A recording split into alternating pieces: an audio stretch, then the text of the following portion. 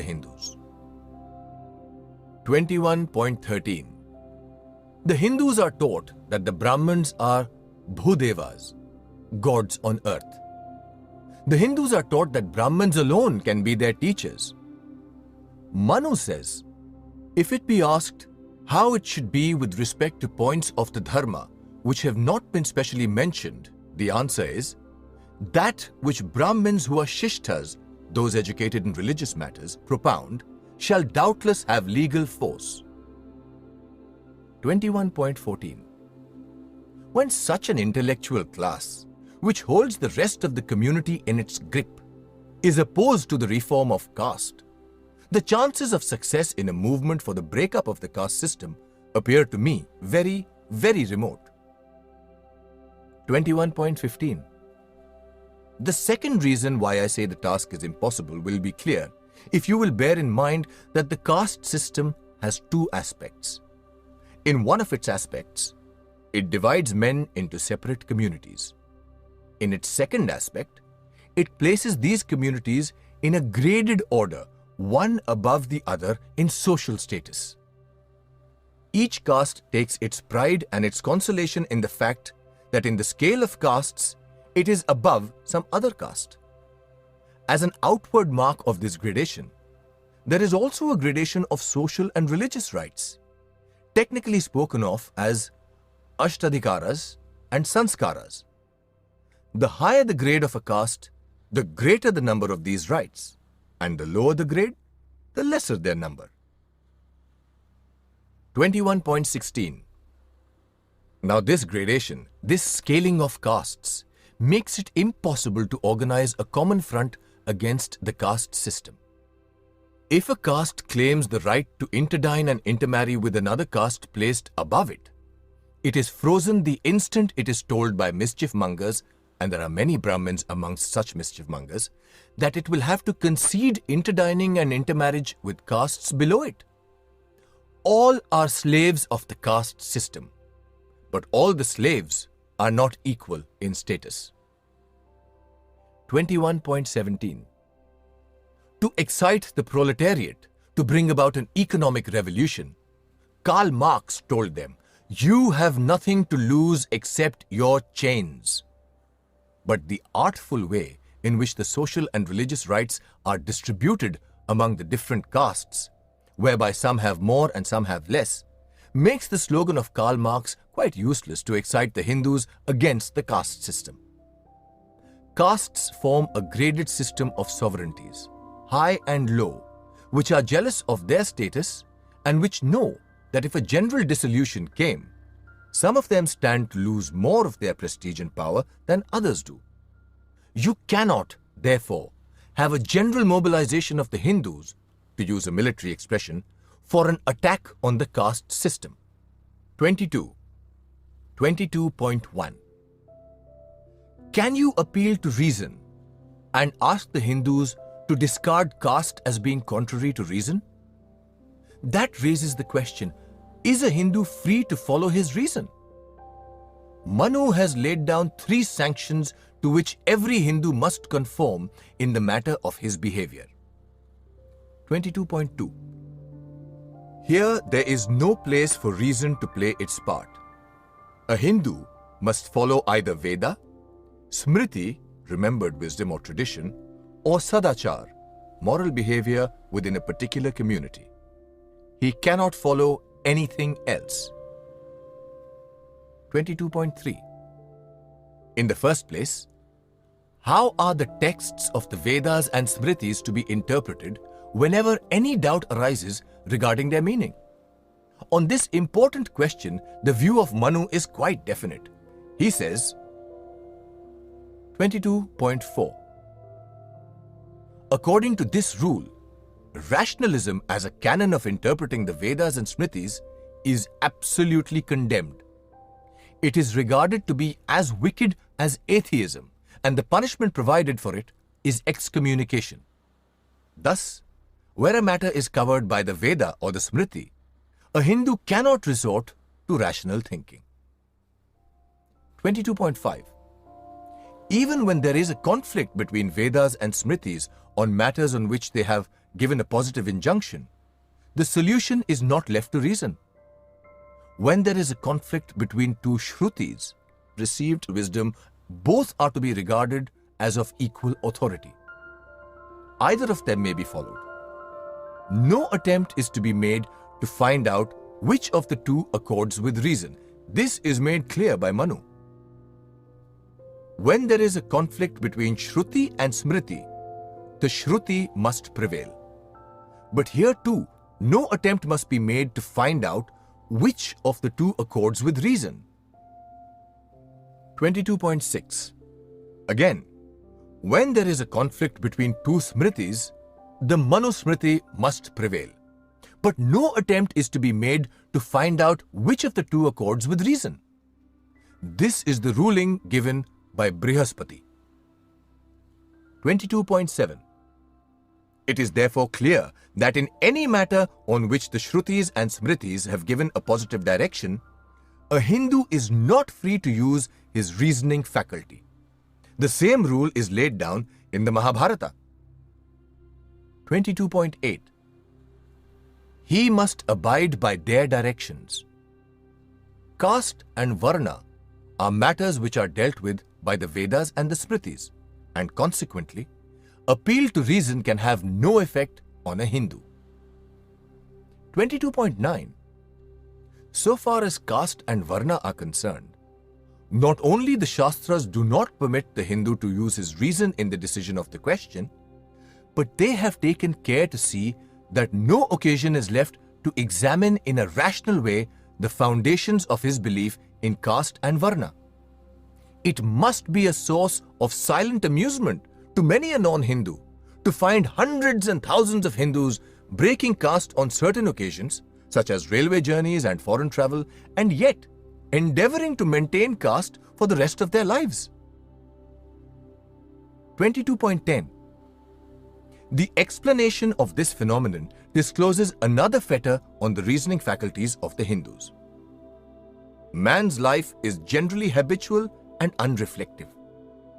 Reflective thought, in the sense of active, persistent, and careful consideration of any belief or supposed form of knowledge, in the light of the grounds that support it and the further conclusion to which it tends, is quite rare, and arises only in a situation which presents a dilemma or a crisis. Railway journeys and foreign travels are really occasions of crisis in the life of a Hindu, and it is natural to expect a Hindu to ask himself why he should maintain caste at all if he cannot maintain it at all times. But he does not. He breaks caste at one step, then proceeds to observe it at the next, without raising any question. 22.11. The reason for this astonishing conduct is to be found in the rule of the Shastras, which directs him to maintain caste as far as possible and to undergo prayashchita, footnote, repentance, end of footnote, when he cannot. By this theory of prayashchita, the Shastras, by following a spirit of compromise, have given caste a perpetual lease on life and have smothered the reflective thought which would have otherwise led to the destruction of the notion of caste. 22.12. There have been many who have worked in the cause of the abolition of caste and untouchability. Of those who can be mentioned, Ramanuja, Kabir, and others stand out prominently. Can you appeal to the acts of these reformers and exhort the Hindus to follow them? 22.13. It is true that Manu has included Sadachar, footnote, right or good acts, end of footnote, as one of the sanctions along with Shruti and Smriti. Indeed, Sadachar has been given a higher place than Shastras. 22.14.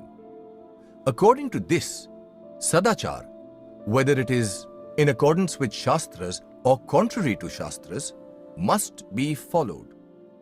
But what is the meaning of Sadachar? If anyone were to suppose that Sadachar means right or good acts, that is, acts of good and righteous men, he would find himself greatly mistaken. Sadachar does not mean good acts or acts of good men. It means ancient custom, good or bad. 22:15. As though to warn people against the view that Sadachar means good acts or acts of good men, and fearing that people might understand it that way and follow the acts of good men, the Smritis have commanded the Hindus in unmistakable terms not to follow even gods in their good deeds if they are contrary to Shruti, Smriti and Sadachar. This may sound to be most extraordinary, most perverse, but the fact remains that it is an injunction issued to the Hindus by their Shastras. 22.16. Reason and morality are the two most powerful weapons in the armory of a reformer. To deprive him the use of these weapons is to disable him for action. How are you going to break up caste if people are not free to consider whether it accords with reason? How are you going to break up caste if people are not free to consider whether it accords with morality?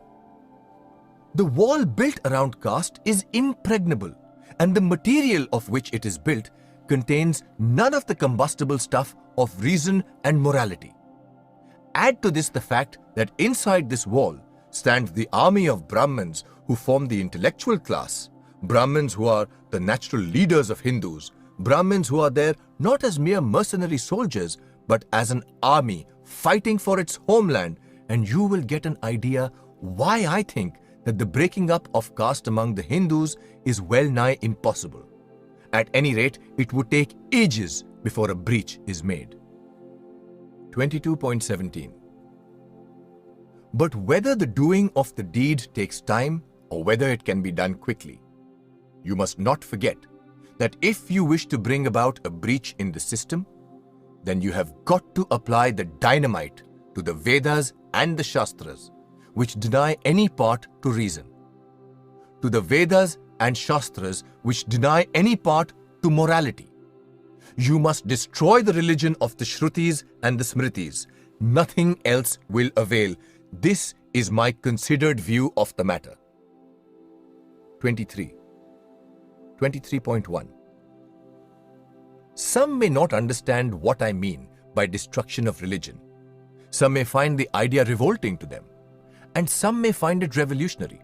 Let me therefore explain my position. I do not know whether you draw a distinction between principles and rules, but I do. Not only do I make a distinction, but I say that this distinction is real and important. Rules are practical. They are habitual ways of doing things according to prescription. But principles are intellectual.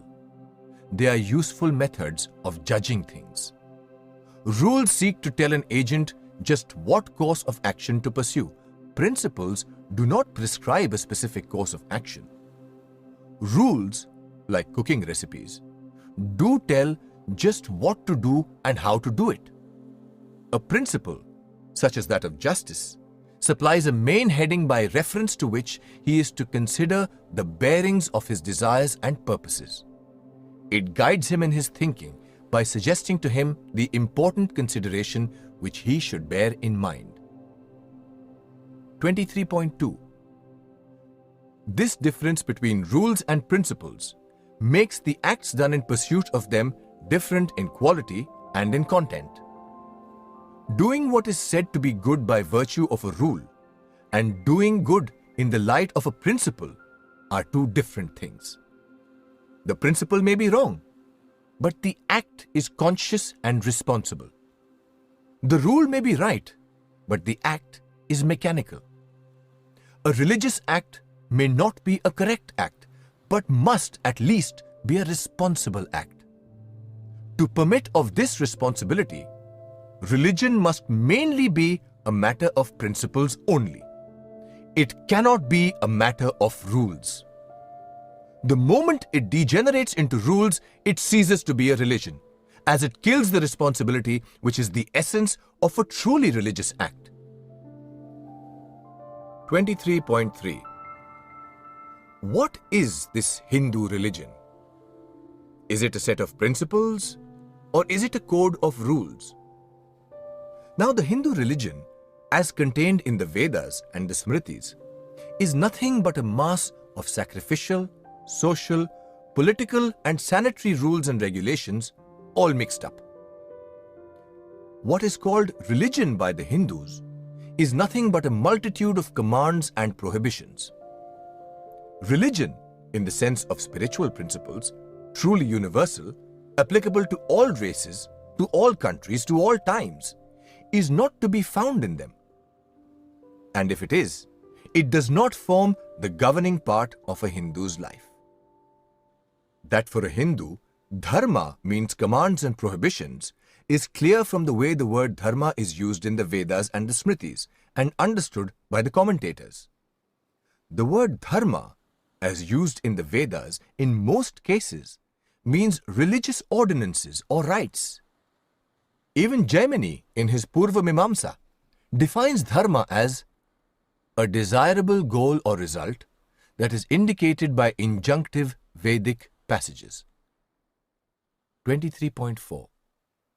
To put it in plain language, what the Hindus call religion is really law, or at best, legalized class ethics. Frankly, I refuse to call this code of ordinances as religion. The first evil of such a code of ordinances, misrepresented to the people as religion, is that it tends to deprive moral life of freedom and spontaneity and to reduce it, for the conscientious at any rate, to a more or less anxious and servile conformity to externally imposed rules. Under it, there is no loyalty to ideals, there is only conformity to commands. 23.5. But the worst evil of this code of ordinances is that the laws it contains must be the same yesterday, today, and forever. They are iniquitous in that they are not the same for one class as for another. But this iniquity is made perpetual in that they are prescribed to be the same for all generations. The objectionable part of such a scheme is not that they are made by certain persons called prophets or lawgivers. The objectionable part is that this code has been invested with the character of finality and fixity. Happiness notoriously varies with the conditions and circumstances of a person, as well as with the conditions of different people and epochs. That being the case, how can humanity endure this code of eternal laws without being cramped and without being crippled? 23.6. I have therefore no hesitation in saying that such a religion must be destroyed. And I say there is nothing irreligious in working for the destruction of such a religion. Indeed, I hold that it is your bounden duty to tear off the mask, to remove the misrepresentation that is caused by misnaming this law as religion. This is an essential step for you.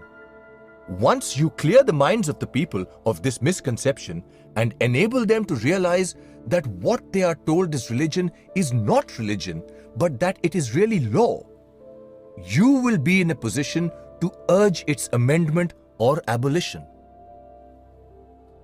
23.7. So long as people look upon it as religion, they will not be ready for a change. Because the idea of religion is, generally speaking, not associated with the idea of change. But the idea of law is associated with the idea of change. And when people come to know that what is called religion is really law, old and archaic, they will be ready for a change. For people know and accept that law can be changed. 24. 24.1. While I condemn a religion of rules, I must not be understood to hold the opinion that there is no necessity for a religion. On the contrary, I agree with Burke when he says that true religion is the foundation of society, the basis on which all true civil government rests, and both their sanction. Consequently, when I urge that these ancient rules of life be annulled, I am anxious that their place shall be taken by a religion of principles, which alone can lay claim to being a true religion. Indeed, I am so convinced of the necessity of religion that I feel I ought to tell you in outline what I regard as necessary items in this religious reform. The following, in my opinion, should be the cardinal items in this reform. 1. There should be one and only one standard book of Hindu religion acceptable to all Hindus and recognized by all Hindus. This of course means that all other books of Hindu religion such as Vedas, Shastras and Puranas, which are treated as sacred and authoritative, must by law cease to be so, and the preaching of any doctrine, religious or social, contained in these books should be penalized. 2. It would be better if priesthood among Hindus were abolished. But as this seems to be impossible, the priesthood must at least cease to be hereditary. Every person who professes to be a Hindu must be eligible for being a priest.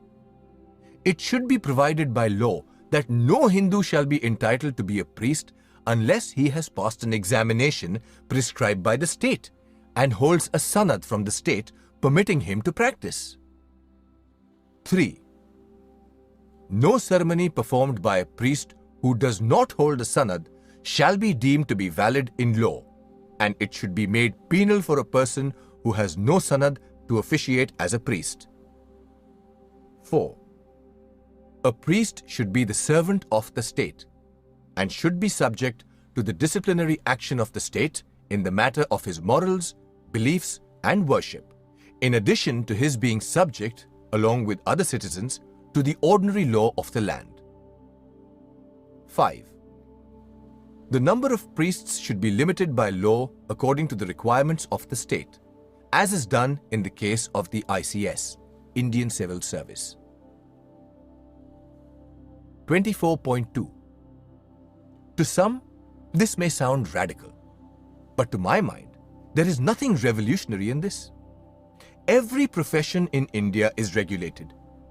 Engineers must show proficiency, doctors must show proficiency, lawyers must show proficiency before they are allowed to practice their professions. During the whole of their career, they must not only obey the law of the land, civil as well as criminal, but they must also obey the special code of morals prescribed by their respective professions. The priests is the only profession where proficiency is not required.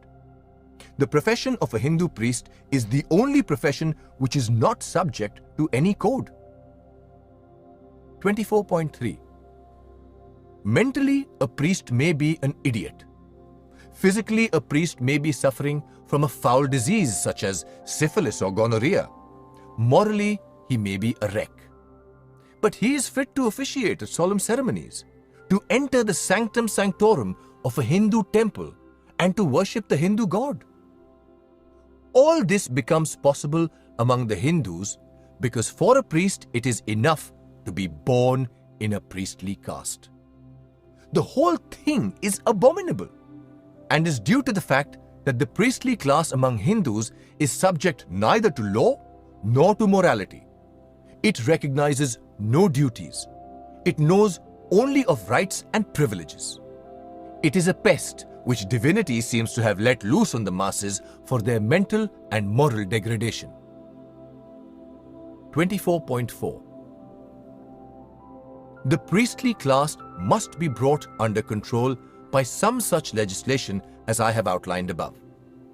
This will prevent it from doing mischief and from misguiding people. It will democratize it by throwing it open to everyone. It will certainly help to kill Brahmanism and will also help to kill caste, which is nothing but Brahmanism incarnate. Brahmanism is the poison which has spoiled Hinduism. You will succeed in saving Hinduism if you will kill Brahmanism. There should be no opposition to this reform from any quarter. It should be welcomed even by the Arya Samajists because this is merely an application of their own doctrine of guna karma. 24.5. Whether you do that or not, you must give a new doctrinal basis to your religion, a basis that will be in consonance with liberty, equality, and fraternity. In short, with democracy. I am no authority on the subject, but I am told that for such religious principles as will be in consonance with liberty, equality, and fraternity, it may not be necessary for you to borrow from foreign sources, and that you could draw for such principles on the Upanishads. Whether you could do so without a complete remolding, a considerable scraping and chipping off from the ore they contain is more than I can say.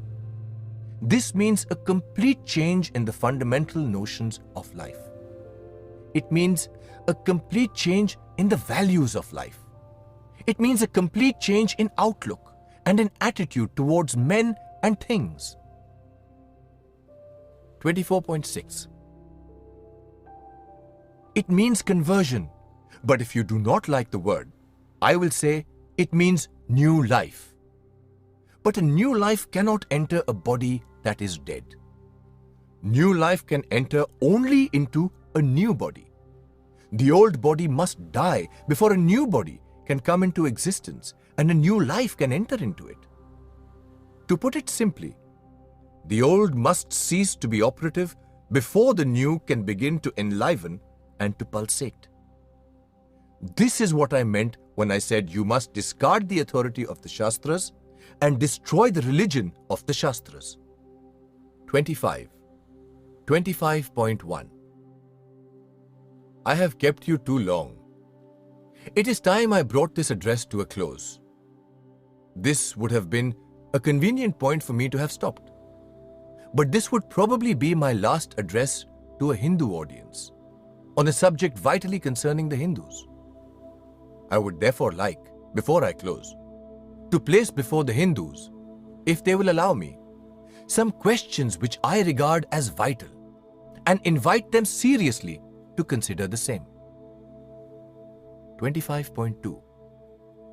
In the first place, the Hindus must consider whether it is sufficient to take the placid view of the anthropologist that there is nothing to be said about the beliefs, habits, morals, and outlooks on life which obtain among the different peoples of the world, except that they often differ, or whether it is not necessary to make an attempt to find out what kind of morality, beliefs, habits, and outlook have worked best and have enabled those who possess them to flourish, to grow strong, to people the earth, and to have dominion over it.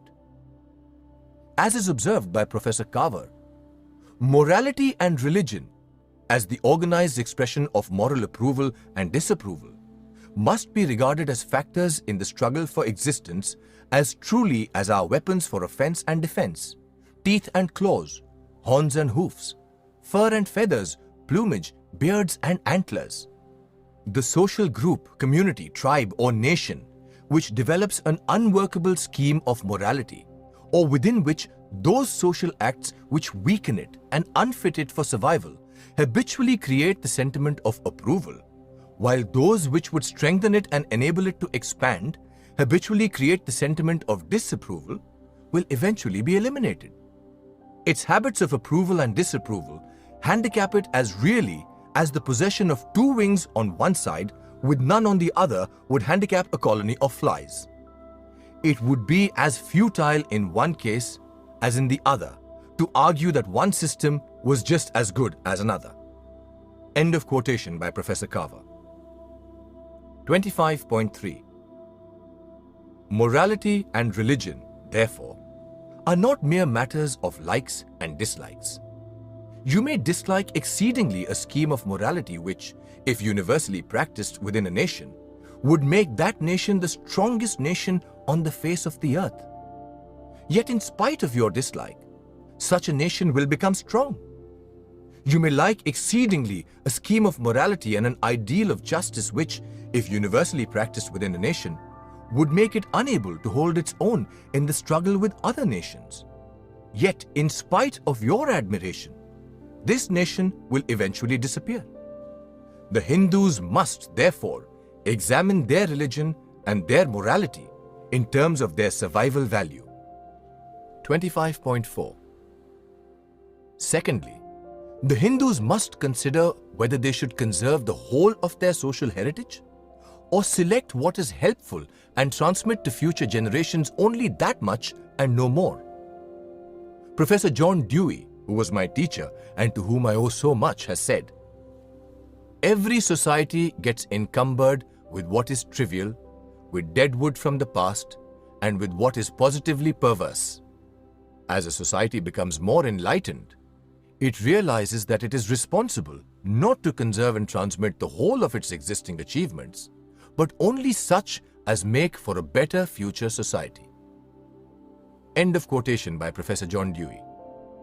Even Burke, in spite of the vehemence with which he opposed the principle of change embodied in the French Revolution, was compelled to admit that a state without the means of some change is without the means of its conservation.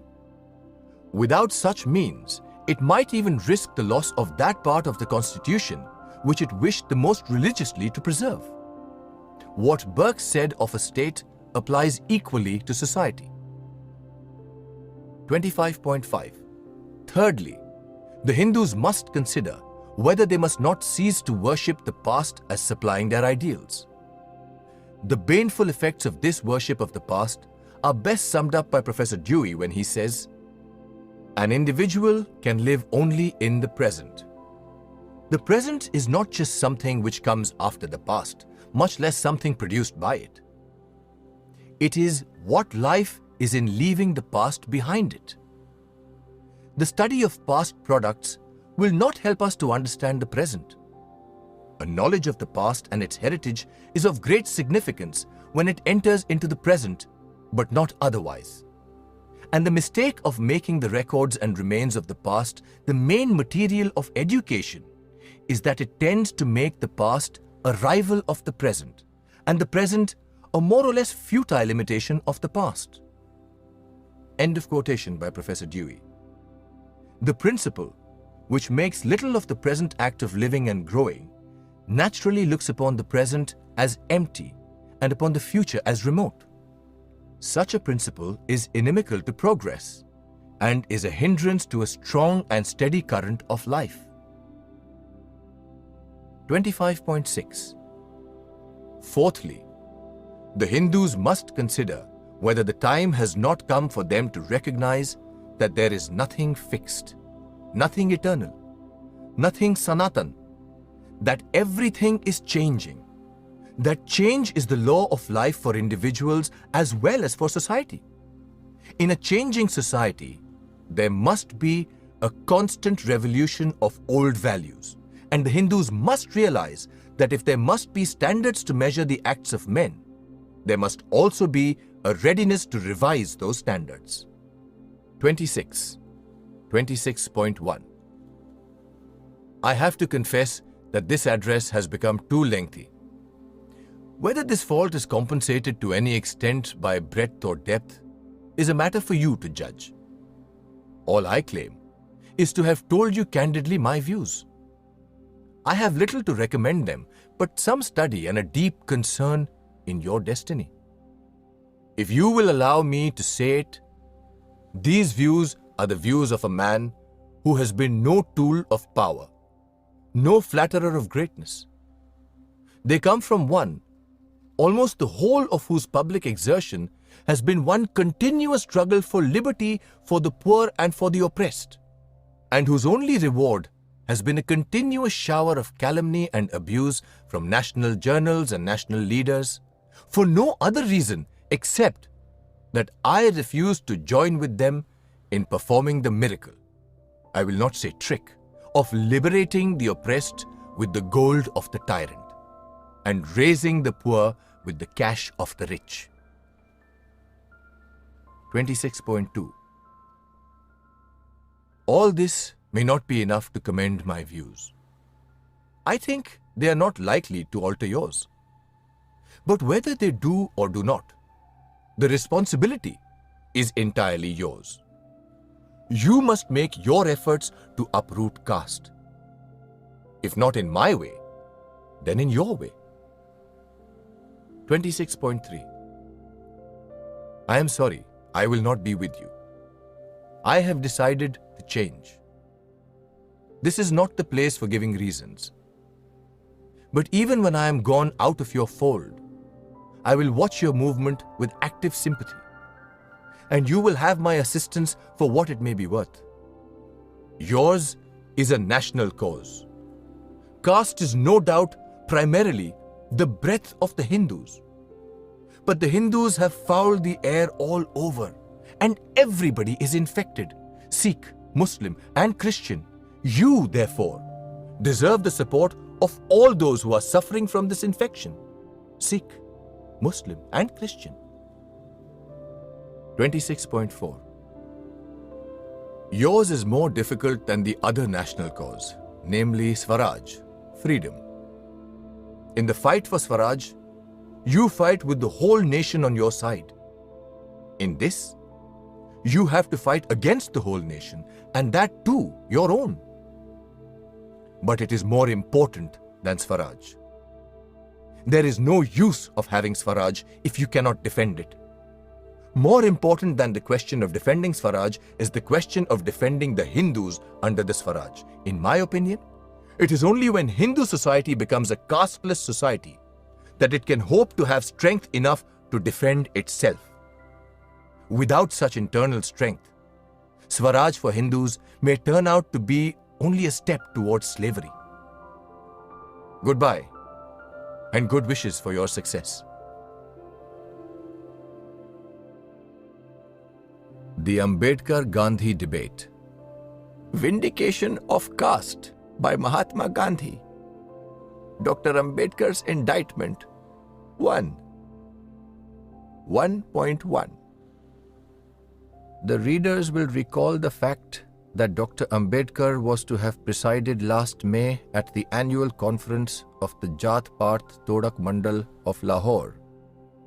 But the conference itself was cancelled because Dr. Ambedkar's address was found by the reception committee to be unacceptable. How far a reception committee is justified in rejecting a president of its choice because of his address that may be objectionable to it is open to question. The committee knew Dr. Ambedkar's views on caste and the Hindu scriptures. They knew also that he had, in unequivocal terms, decided to give up Hinduism. Nothing less than the address that Dr. Ambedkar had prepared was to be expected from him. The committee appears to have deprived the public of an opportunity of listening to the original views of a man who has carved out for himself a unique position in society. Whatever label he wears in future, Dr. Ambedkar is not the man to allow himself to be forgotten.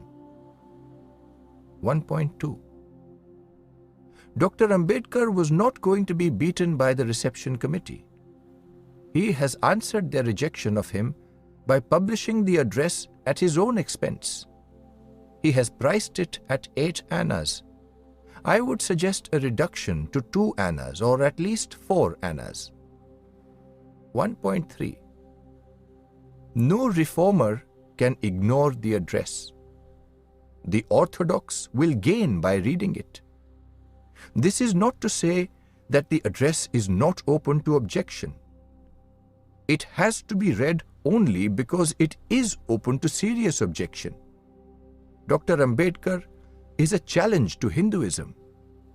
Brought up as a Hindu, educated by a Hindu potentate, he has become so disgusted with the so-called Savarna Hindus or the treatment that he and his people have received at their hands, that he proposes to leave not only them, but the very religion that is his and their common heritage.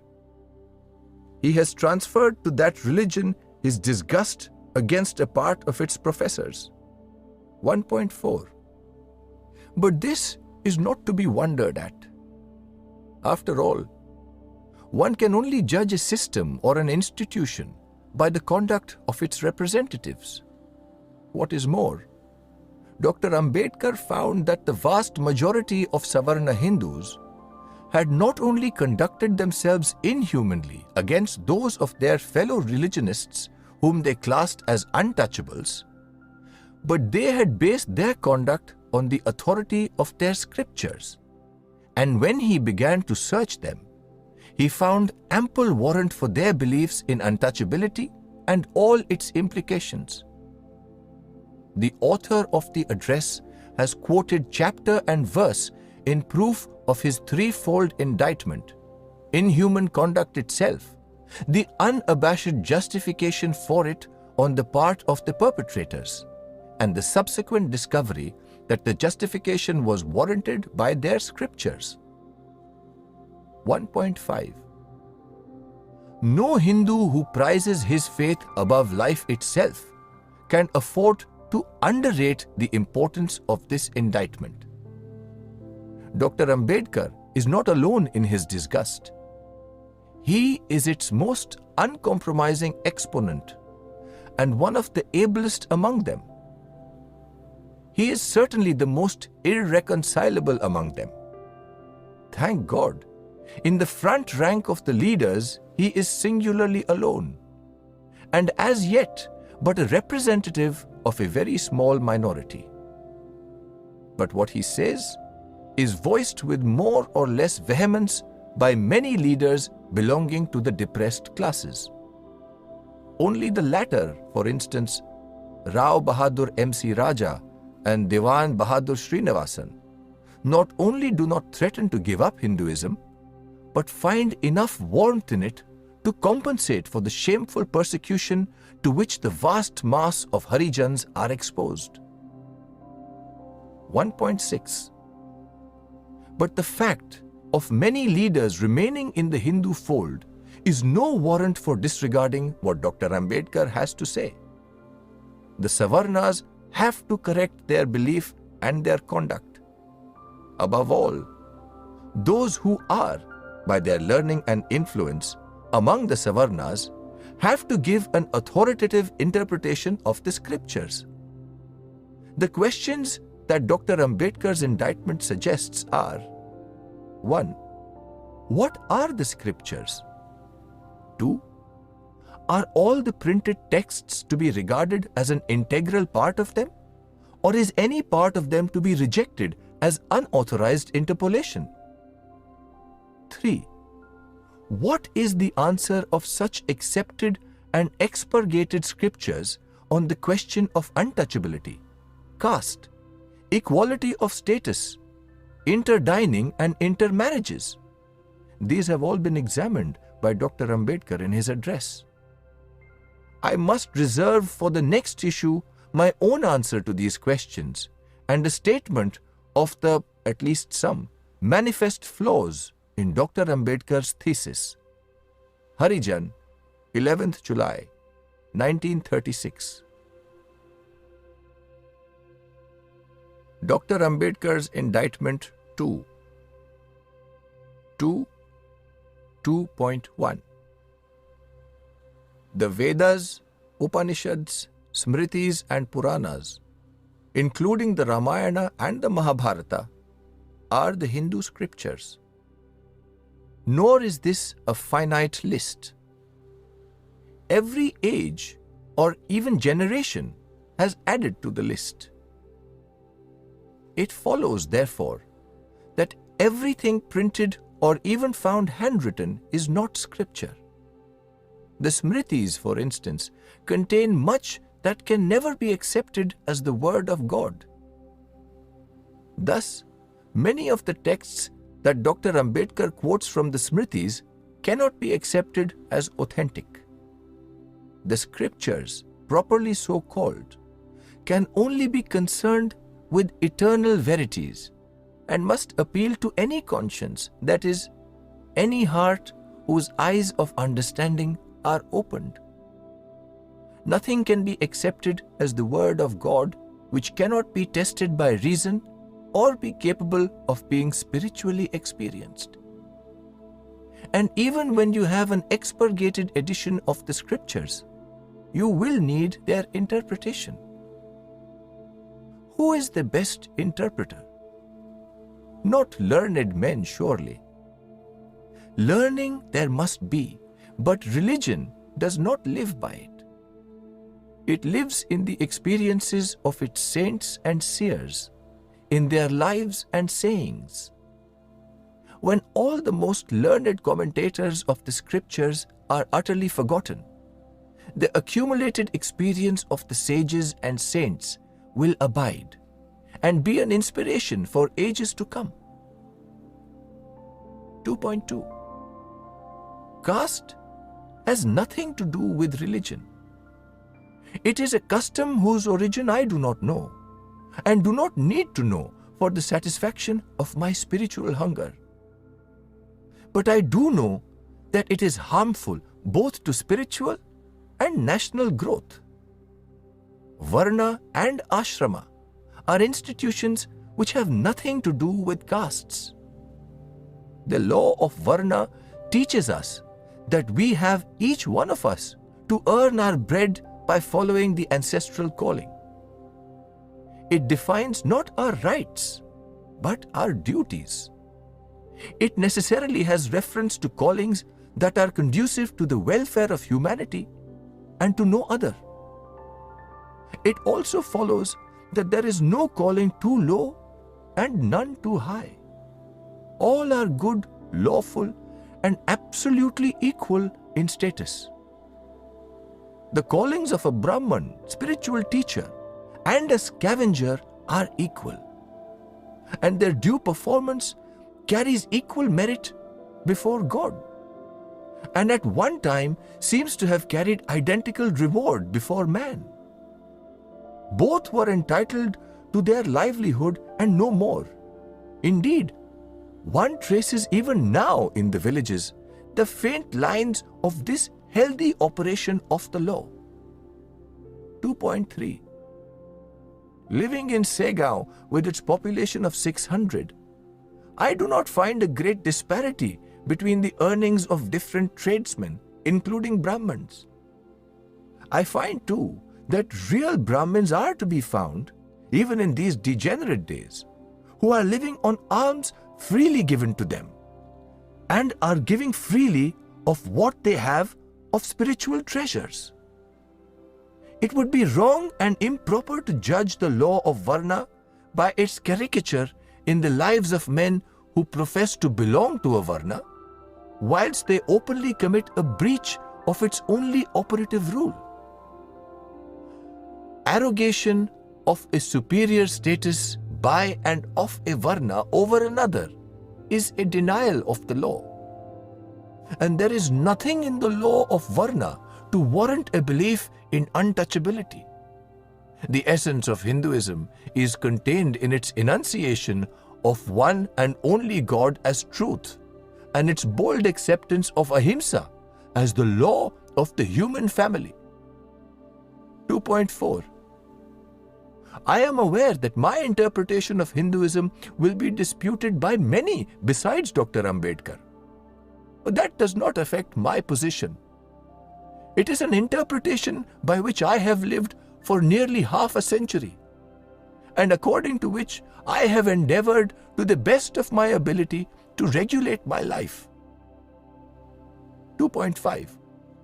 In my opinion, the profound mistake that Dr. Ambedkar has made in his address is to pick out the texts of doubtful authenticity and value and the state of degraded Hindus who are no fit specimens of the faith they so woefully misrepresent.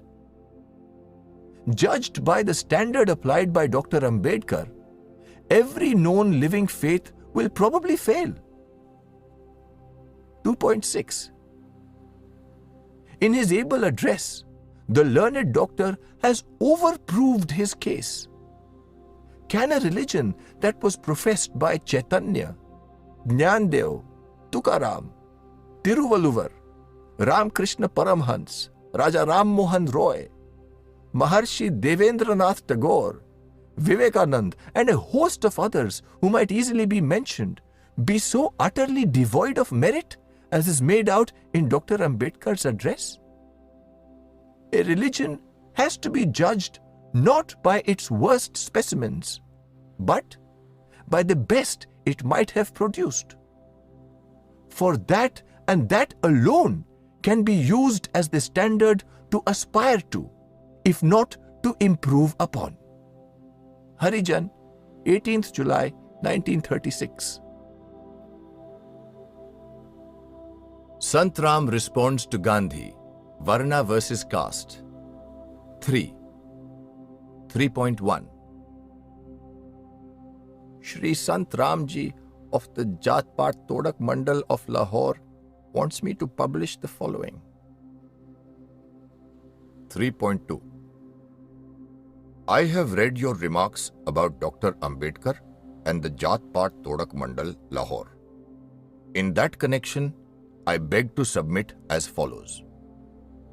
We did not invite Dr. Ambedkar to preside over our conference because he belonged to the depressed classes. For we do not distinguish between a touchable and an untouchable Hindu. On the contrary, our choice fell on him simply because his diagnosis of the fatal disease of the Hindu community was the same as ours. That is, he too was of the opinion that the caste system was the root cause of the disruption and downfall of the Hindus. The subject of the doctor's thesis for his doctorate being the caste system, he has studied the subject thoroughly. Now, the object of our conference was to persuade the Hindus to annihilate caste, but the advice of a non-Hindu in social and religious matters can have no effect on them. The doctor, in the supplementary portion of his address, insisted on saying that that was his last speech as a Hindu, which was irrelevant as well as pernicious to the interests of the conference. So, we requested him to expunge that sentence, for he could easily say the same thing on any other occasion. But he refused, and we saw no utility in making merely a show of our function. In spite of all this, I cannot help praising his address, which is, as far as I know, the most learned thesis on this subject and worth translating into every vernacular of India. 3.3 Moreover, I want to bring to your notice that your philosophical difference between caste and varna is too subtle to be grasped by people in general, because for all practical purposes in Hindu society, caste and varna are one and the same thing. For the function of both of them is one and the same, that is, to restrict inter-caste marriages and interdining. Your theory of Varna Vyavastha is impracticable in this age, and there is no hope of its revival in the near future. But Hindus are slaves of caste and do not want to destroy it. So, when you advocate your ideal of imaginary Varna Vyavastha, they find justification for clinging to caste. Thus, you are doing a great disservice to social reform by advocating your imaginary utility of the division of Varnas, for it creates a hindrance in our way. To try to remove untouchability without striking at the root of Varna Vyavastha is simply to treat the outward symptoms of a disease, or to draw a line on the surface of water.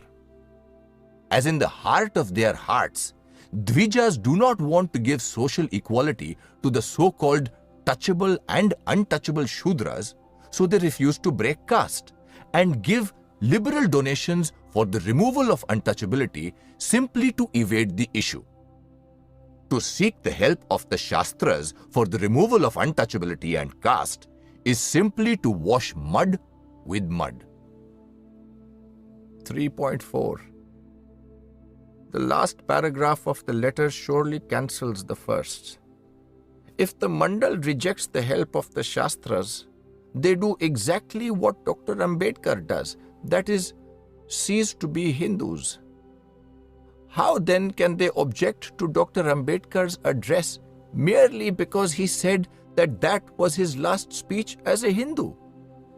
The position appears to be wholly untenable, especially when the Mandal, for which Sri Sant Ram claims to speak, uploads the whole argument of Dr. Ambedkar's address. 3.5. But it is pertinent to ask what the Mandal believes in if it rejects the Shastras. How can a Muslim remain one if he rejects the Quran? Or a Christian remain Christian if he rejects the Bible? If caste and varna are convertible terms, and if varna is an integral part of the Shastras which define Hinduism, I do not know how a person who rejects caste, that is varna, can call himself a Hindu. 3.6. Sri Santram likens the Shastras to mud. Dr. Ambedkar has not, so far as I remember, given any such picturesque name to the Shastras. I have certainly meant when I have said that if Shastras support the existing untouchability, I should cease to call myself a Hindu. Similarly, if the Shastras support caste, as we know it today in all its hideousness, I may not call myself or remain a Hindu, since I have no scruples about interdining or intermarriage. I need not repeat my position regarding Shastras and their interpretation. I venture to suggest to Sri Santram that it is the only rational and correct and morally defensible position, and it has ample warrant in Hindu tradition. Harijan, 15th August 1936. A reply to the Mahatma, B.R. Ambedkar. 1.1. I appreciate greatly the honor done me by the Mahatma in taking notice in his Harijan of the speech on caste which I had prepared for the Jat Pat Todak Mandal. From a perusal of his review of my speech, it is clear that the Mahatma completely dissents from the views I have expressed on the subject of caste. I am not in the habit of entering into controversy with my opponents unless there are special reasons which compel me to act otherwise. Had my opponent been some mean and obscure person, I would not have pursued him. But my opponent being the Mahatma himself, I feel I must attempt to meet the case to the contrary which he has sought to put forth. 1.2. While I appreciate the honor he has done me, I must confess to a sense of surprise on finding that of all people, the Mahatma should accuse me of a desire to seek publicity, as he seems to do when he suggests that in publishing the undelivered speech, my object was to see that I was not forgotten. Whatever the Mahatma may choose to say, my object in publishing the speech was to provoke the Hindus to think and to take stock of their position. I have never hankered for publicity, and if I may say so, I have more of it than I wish or need. But supposing it was out of the motive of gaining publicity that I printed the speech, who could cast a stone at me? Surely not those who, like the Mahatma, live in glass houses. 2.1. Motive apart, what has the Mahatma to say on the question raised by me in the speech? First of all, anyone who reads my speech will realize that the Mahatma has entirely missed the issues raised by me, and that the issues he has raised are not the issues that arise out of what he is pleased to call my indictment of the Hindus. The principal points which I have tried to make out in my speech may be catalogued as follows. 2.2. 1. That caste has ruined the Hindus. 2. That the reorganization of Hindu society on the basis of Chaturvarnya is impossible because the Varna Vyavastha is like a leaky pot or like a man running at the nose. It is incapable of sustaining itself by its own virtue and has an inherent tendency to degenerate into a caste system unless there is a legal sanction behind it, which can be enforced against everyone transgressing his Varna. 3. That the reorganization of Hindu society on the basis of Chaturvarnya would be harmful because the effect of the Varna Vyavastha would be to degrade the masses by denying them opportunity to acquire knowledge and to emasculate them by denying them the right to be armed. 4. That Hindu society must be reorganized on a religious basis which would recognize the principles of liberty, equality, and fraternity. 5. That in order to achieve this object, the sense of religious sanctity behind caste and varna must be destroyed. 6. That the sanctity of caste and varna can be destroyed only by discarding the divine authority of the Shastras. 2.3. It will be noticed that the questions raised by the Mahatma are absolutely besides the point and show that the main argument of the speech was lost upon him. 3. 3.1. Let me examine the substance of the points made by the Mahatma. The first point made by the Mahatma is that the texts cited by me are not authentic. I confess I am no authority on this matter, but I should like to state that the texts cited by me are all taken from the writings of the late Mr. Tilak, who was a recognized authority on the Sanskrit language and on the Hindu Shastras. His second point is that these Shastras should be interpreted not by the learned, but by the saints, and that as the saints have understood them, the Shastras do not support caste and untouchability.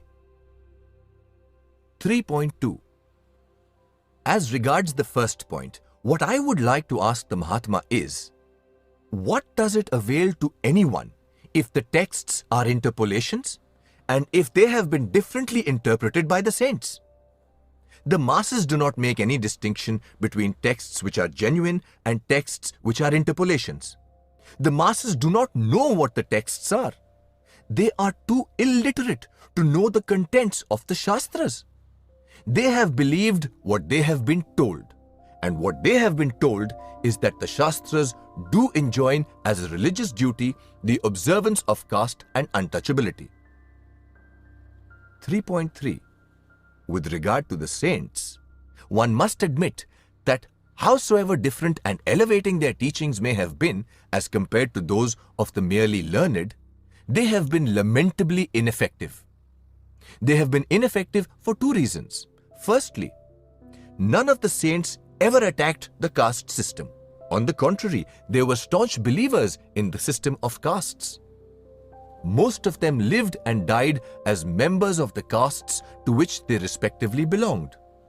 So passionately attached was Jnandev to his status as a Brahman that when the Brahmins of Paithan would not admit him into their fold, he moved heaven and earth to get his status as a Brahmin recognized by the Brahmin fraternity. 3.4.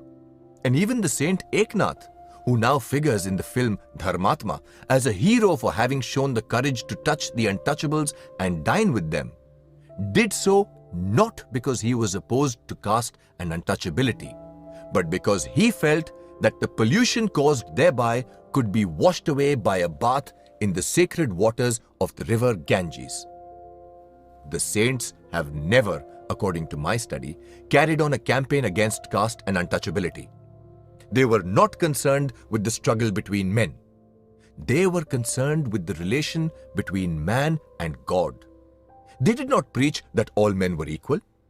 They preached that all men were equal in the eyes of God, a very different and a very innocuous proposition which nobody can find difficult to preach or dangerous to believe in. 3.5. The second reason why the teachings of the saints proved ineffective was because the masses have been taught that a saint might break caste, but the common man must not. A saint, therefore, never became an example to follow. He always remained a pious man to be honored. That the masses have remained staunch believers in caste and untouchability shows that the pious lives and noble sermons of the saints have had no effect on their life and conduct, as against the teachings of the Shastras. Thus, it can be a matter of no consolation that there were saints, or that there is a Mahatma, who understands the Shastras differently from the learned few or ignorant many. 3.6. That the masses hold a different view of the Shastras is a fact which should and must be reckoned with. How that is to be dealt with, except by denouncing the authority of the Shastras which continue to govern their conduct, is a question which the Mahatma has not considered. But whatever the plan the Mahatma puts forth as an effective means to free the masses from the teachings of the Shastras, he must accept that the pious life led by one good Samaritan may be very elevating to himself. But in India, with the attitude the common man has to saints and to Mahatmas, to honor but not to follow, one cannot make much out of it. 4.1. The third point made by the Mahatma is that a religion professed by Chaitanya, Jnandev, Tukaram, Tiruvalluvar, Ramakrishna Paramhans, etc. cannot be devoid of merit as is made out by me, and that a religion has to be judged not by its worst specimens but by the best it might have produced. I agree with every word of this statement, but I do not quite understand what the Mahatma wishes to prove thereby. That religion should be judged not by its worst specimens but by its best is true enough, but does it dispose of the matter? I say it does not. 4.2. The question still remains. Why the worst number so many and the best so few? To my mind, there are two conceivable answers to this question. 1. That the worst, by reason of some original perversity of theirs, are morally uneducable and are therefore incapable of making the remotest approach to the religious ideal. Or 2. That the religious ideal is a wholly wrong ideal, which has given a wrong moral twist to the lives of the many, and that the best have become best in spite of the wrong ideal. In fact, by giving to the wrong twist a turn in the right direction. 4.3. Of these two explanations, I am not prepared to accept the first, and I am sure that even the Mahatma will not insist upon the contrary.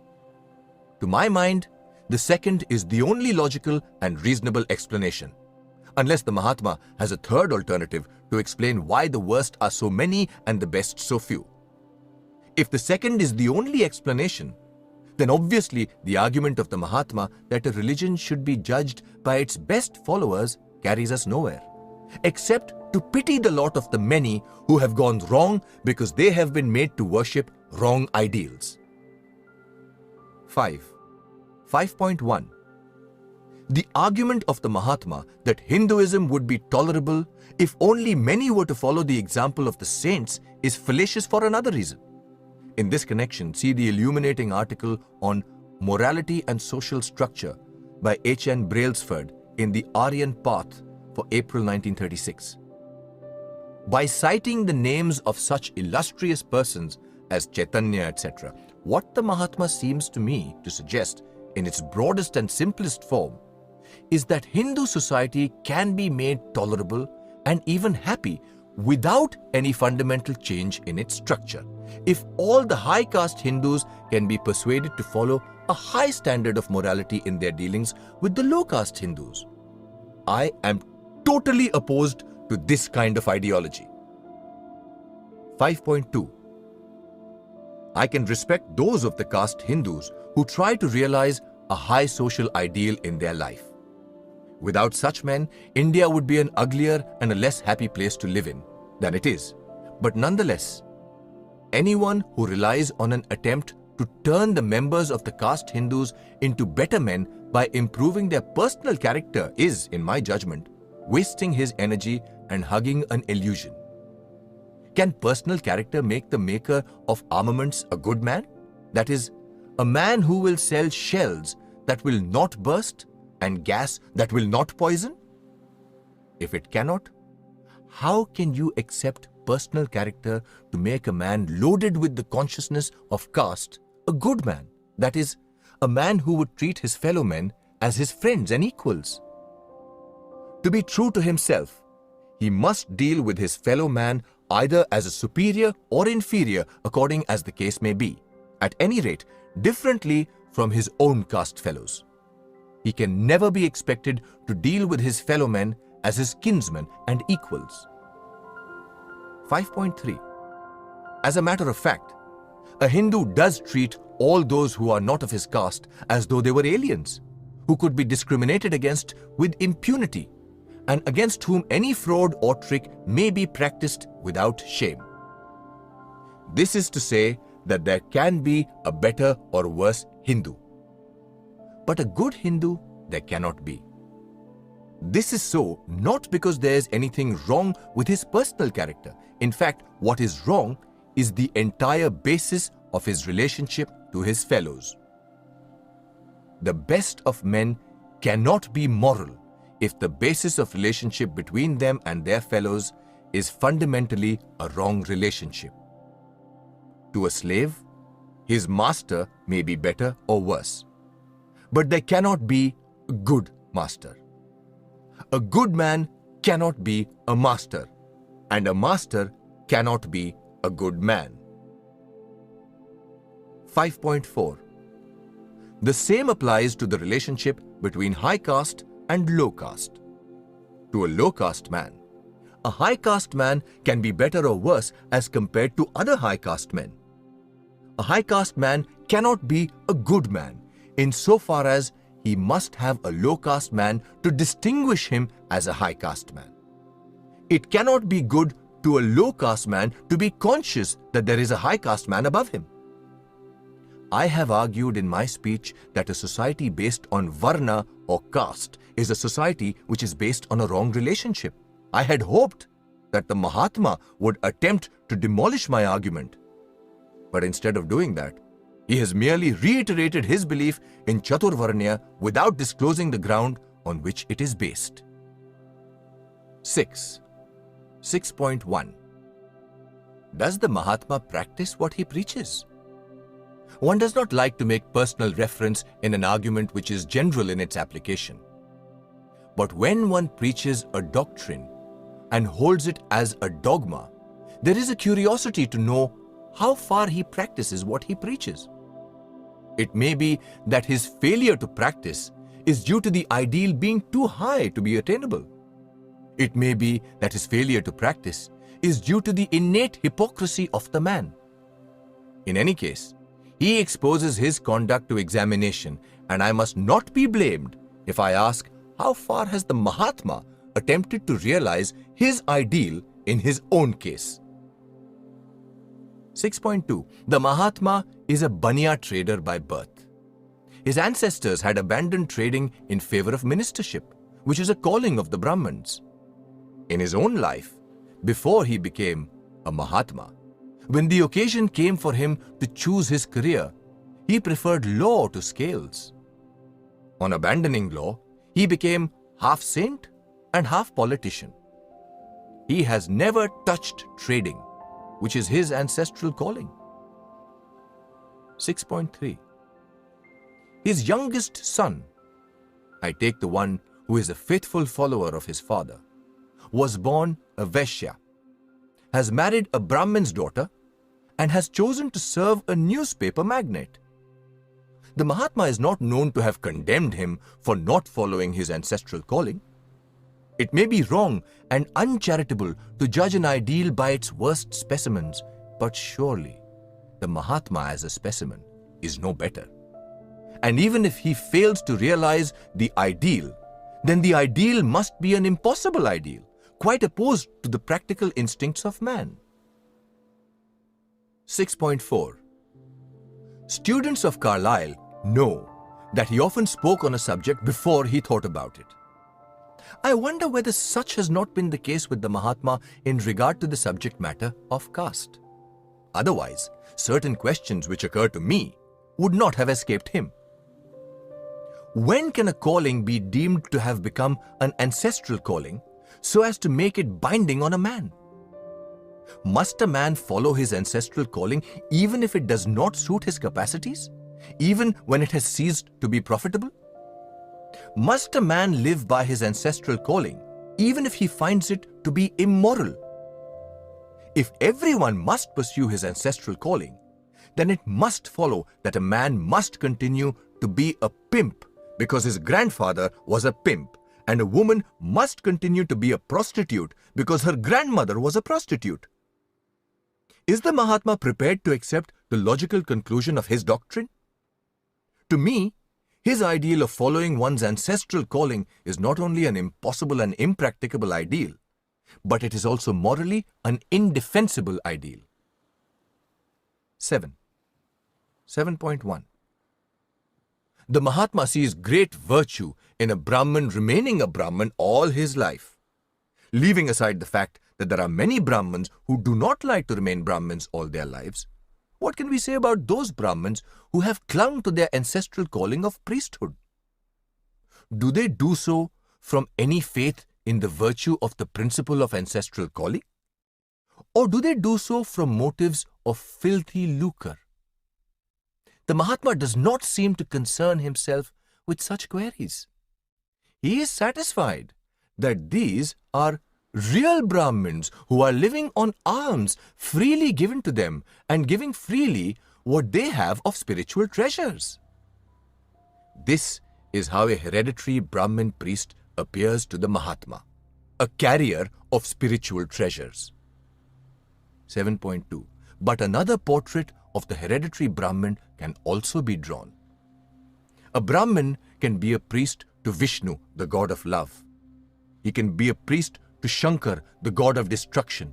He can be a priest at Buddha Gaya, worshipping Buddha, the greatest teacher of mankind who taught the noblest doctrine of love. He also can be a priest to Kali, the goddess who must have a daily sacrifice of an animal to satisfy her thirst for blood. He will be a priest of the temple of Rama, the Kshatriya god. He will also be a priest of the temple of Parshuram, the god who took on an avatar to destroy the Kshatriyas. He can be a priest to Brahma, the creator of the world.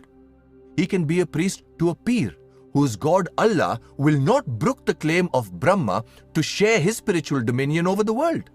No one can say that this is a picture which is not true to life. 7.3.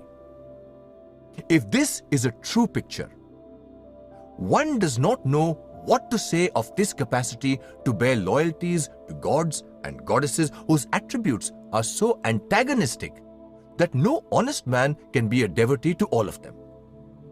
The Hindus rely upon this extraordinary phenomenon as evidence of the greatest virtue of their religion, namely, its Catholicity, its spirit of toleration. As against this facile view, it can be urged that what is toleration and Catholicity may be really nothing more creditable than indifference or flaccid latitudinarianism. These two attitudes are hard to distinguish in their outer seeming, but they are so vitally unlike in their real quality that no one who examines them closely can mistake one for the other. 7.4. That a man is ready to render homage to many gods and goddesses may be cited as evidence of his tolerant spirit. But can it not also be evidence of an insincerity born of a desire to serve the times? I am sure that this toleration is merely insincerity. If this view is well-founded, one may ask, what spiritual treasure can there be within a person who is ready to be a priest and a devotee to any deity which it serves his purpose to worship and to adore? Not only must such a person be deemed to be bankrupt of all spiritual treasures, but for him to practice so elevating a profession as that of a priest, simply because it is ancestral, without faith, without belief, merely as a mechanical process handed down from father to son, is not a conservation of virtue. It is really the prostitution of a noble profession which is no other than the service of religion. 8.1. Why does the Mahatma cling to the theory of everyone following his or her ancestral calling? He gives his reasons nowhere. But there must be some reason, although he does not care to avow it. Years ago, writing on caste versus class in his Young India, he argued that the caste system was better than a class system on the ground that caste was the best possible adjustment for social stability.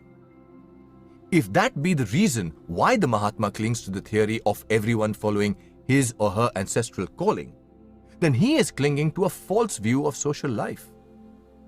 8.2. Everybody wants social stability. And some adjustment must be made in the relationship between individuals and classes in order that stability may be had. But two things I am sure nobody wants. One thing nobody wants is a static relationship, something that is unalterable, something that is fixed for all times. Stability is wanted, but not at the cost of change when change is imperative. The second thing nobody wants is mere adjustment. Adjustment is wanted, but not at the sacrifice of social justice. 8.3. Can it be said that the adjustment of social relationships on the basis of caste, that is, on the basis of each to his hereditary calling, avoids these two evils? I am convinced that it does not. Far from being the best possible adjustment, I have no doubt that it is of the worst possible kind, inasmuch as it offends against both the canons of social adjustment, namely fluidity and equity. 9.1. Some might think that the Mahatma has made much progress, inasmuch as he now only believes in Varna and does not believe in caste. It is true that there was a time when the Mahatma was a full-blooded and a blue-blooded Sanatani Hindu. He believed in the Vedas, the Upanishads, the Puranas, and all that goes by the name of Hindu scriptures, and therefore in avatars and rebirth. He believed in caste and defended it with the vigor of the orthodox. He condemned the cry for interdining, interdrinking, and intermarrying, and argued that restraints about interdining to a great extent helped the cultivation of willpower and the conservation of a certain social virtue. 9.2.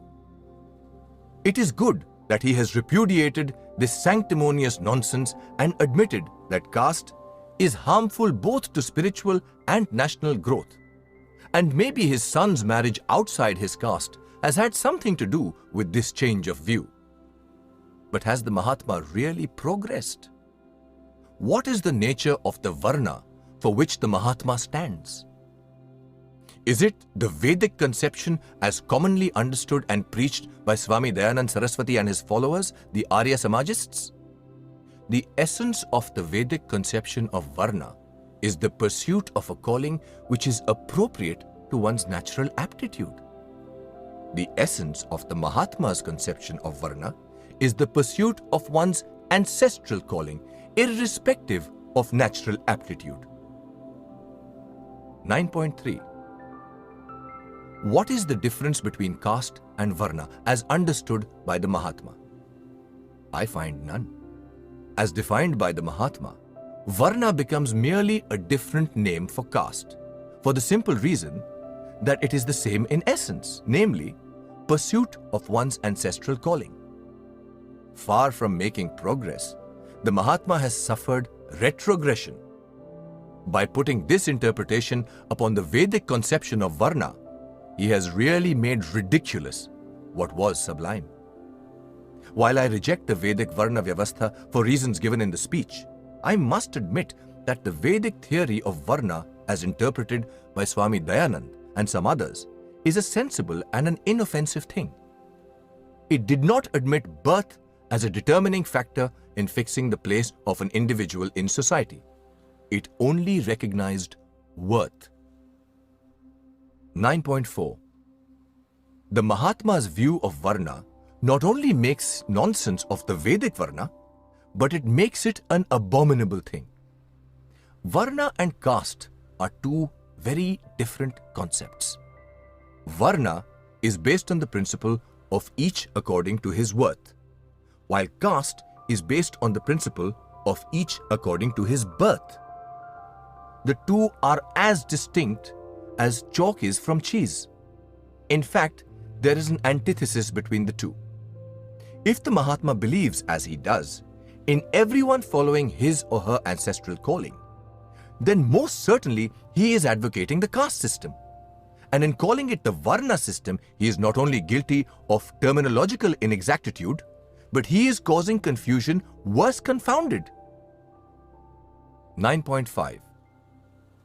I am sure that all his confusion is due to the fact that the Mahatma has no definite and clear conception as to what is Varna and what is caste, and as to the necessity of either for the conservation of Hinduism.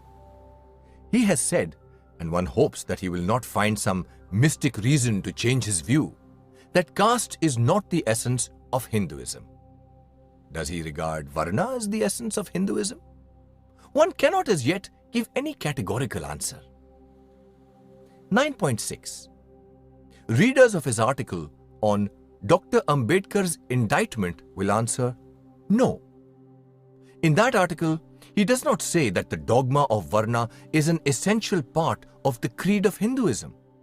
Far from making Varna the essence of Hinduism, he says, the essence of Hinduism is contained in its enunciation of one and only God as truth and its bold acceptance of ahimsa as the law of the human family. 9.7. But readers of his article in reply to Mr. Santram will say, yes. In that article, he says, how can a Muslim remain one if he rejects the Quran? Or a Christian remain a Christian if he rejects the Bible? If caste and Varna are convertible terms, and if Varna is an integral part of the Shastras which define Hinduism, I do not know how a person who rejects caste, that is Varna, can call himself a Hindu. Why this prevarication? Why does the Mahatma hedge? Whom does he want to please? Has the saint failed to sense the truth? Or does the politician stand in the way of the saint? 9.8. The real reason why the Mahatma is suffering from this confusion is probably to be traced to two sources. The first is the temperament of the Mahatma. He has in almost everything the simplicity of the child, with the child's capacity for self-deception. Like a child, he can believe in anything he wants to believe in. We must therefore wait till such time as it pleases the Mahatma to abandon his faith in Varna, as it has pleased him to abandon his faith in caste. 9.9. The second source of confusion is the double role which the Mahatma wants to play, of a Mahatma and a politician. As a Mahatma, he may be trying to spiritualize politics. Whether he has succeeded in it or not, politics have certainly commercialized him. A politician must know that society cannot bear the whole truth, and that he must not speak the whole truth. And if he is speaking the whole truth, it is bad for his politics. The reason why the Mahatma is always supporting caste and Varna is because he is afraid that if he opposed them, he would lose his place in politics. Whatever may be the source of this confusion, the Mahatma must be told that he is deceiving himself and also deceiving the people by preaching caste under the name of Varna. 10.1. The Mahatma says that the standards I have applied to test Hindus and Hinduism are too severe, and that judged by those standards, every known living faith will probably fail. The complaint that my standards are high may be true, but the question is not whether they are high or whether they are low. The question is whether they are the right standards to apply. A people and their religion must be judged by social standards based on social ethics. No other standard would have any meaning if religion is held to be a necessary good for the well-being of the people. 10.2. Now, I maintain that the standards I have applied to test Hindus and Hinduism are the most appropriate standards, and that I know of none that are better. The conclusion that every known religion would fail if tested by my standards may be true. But this fact should not give the Mahatma as champion of Hindus and Hinduism a ground for comfort any more than the existence of one madman should give comfort to another madman, or the existence of one criminal should give comfort to another criminal. 10.3. I would like to assure the Mahatma that it is not the mere failure of the Hindus and Hinduism which has produced in me the feelings of disgust and contempt with which I am charged. I realize that the world is a very imperfect world, and anyone who wants to live in it must bear with its imperfections. 10.4. But while I am prepared to bear with the imperfections and shortcomings of the society in which I may be destined to labor, I feel I should not consent to live in a society which cherishes wrong ideals, or a society which, having right ideals, will not consent to bring its social life into conformity with those ideals. If I am disgusted with Hindus and Hinduism, it is because I am convinced that they cherish wrong ideals and live a wrong social life. My quarrel with Hindus and Hinduism is not over the imperfections of their social conduct. It is much more fundamental. It is over their ideals. 11.1. Hindu society seems to me to stand in need of a moral regeneration which it is dangerous to postpone. And the question is, who can determine and control this moral regeneration? Obviously, only those who have undergone an intellectual regeneration, and those who are honest enough to have the courage of their convictions born of intellectual emancipation. Judged by this standard, the Hindu leaders who count are, in my opinion, quite unfit for the task. It is impossible to say that they have undergone the preliminary intellectual regeneration. If they had undergone an intellectual regeneration, they would neither delude themselves in the simple way of the untaught multitude, nor would they take advantage of the primitive ignorance of others as one sees them doing. 11.2. Notwithstanding the crumbling state of Hindu society, these leaders will nevertheless unblushingly appeal to ideals of the past which have in every way ceased to have any connection with the present. Ideals which, however suitable they might have been in the days of their origin, have now become a warning rather than a guide. They still have a mystic respect for the earlier forms which makes them disinclined, nay, opposed to any examination of the foundations of their society. The Hindu masses are of course incredibly heedless in the formation of their beliefs, but so are the Hindu leaders. And what is worse is that these Hindu leaders become filled with an illicit passion for their beliefs when anyone proposes to rob them of their companionship. 11.3. The Mahatma is no exception. The Mahatma appears not to believe in thinking. He prefers to follow the saints. Like a conservative with his reverence for consecrated notions, he is afraid that if he once starts thinking, many ideals and institutions to which he clings will be doomed. One must sympathize with him, for every act of independent thinking puts some portion of an apparently stable world in peril. 11.4. But it is equally true that dependence on saints cannot lead us to know the truth. The saints are, after all, only human beings. And as Lord Balfour said, the human mind is no more a truth-finding apparatus than the snout of a pig. Insofar as he does think, to me, he really appears to be prostituting his intelligence to find reasons for supporting this archaic social structure of the Hindus. He is the most influential apologist of it and therefore the worst enemy of the Hindus. 11.5. Unlike the Mahatma, there are Hindu leaders who are not content merely to believe and follow. They dare to think and act in accordance with the result of their thinking. But unfortunately, they are either a dishonest lot or an indifferent lot when it comes to the question of giving right guidance to the mass of the people. Almost every Brahmin has transgressed the rule of caste. The number of Brahmins who sell shoes is far greater than those who practice priesthood. Not only have the Brahmins given up their ancestral calling of priesthood for trading, but they have entered trades which are prohibited to them by the Shastras. Yet, How many Brahmins who break caste every day will preach against caste and against the Shastras? 11.6. For one honest Brahmin preaching against caste and Shastras because his practical instinct and moral conscience cannot support a conviction in them, there are hundreds who break caste and trample upon the Shastras every day, but who are the most fanatic upholders of the theory of caste and the sanctity of the Shastras. Why this duplicity? Because they feel that if the masses are emancipated from the yoke of caste, they would be a menace to the power and prestige of the Brahmins as a class. The dishonesty of this intellectual class, who would deny the masses the fruits of their thinking, is a most disgraceful phenomenon.